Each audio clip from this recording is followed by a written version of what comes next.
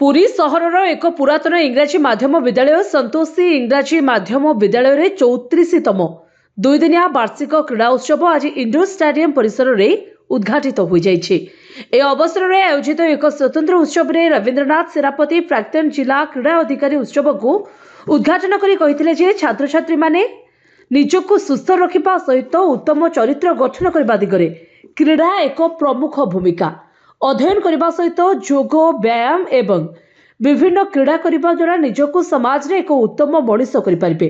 अभिभावक माने शिक्षादान सहित क्रीड़ा शिक्षा प्रति अधिक ध्यान देवा आवश्यक।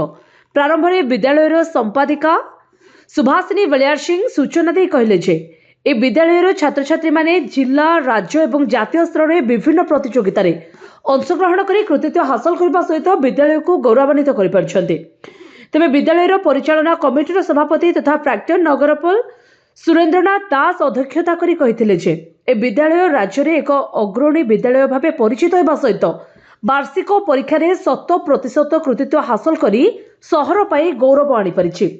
पर विद्यालय छात्र छात्री मानकर विभिन्न क्रीड़ा प्रतियोगिता आरंभ होता। विद्यालय अध्यक्षा अजंता बलियार सिंह धन्यवाद अर्पण करते। विद्यालय क्रीड़ा शिक्षक एवं अन्य शिक्षयित्री वृंद प्रतियोगिता परिचालना करने दिगरे सहयोग करते।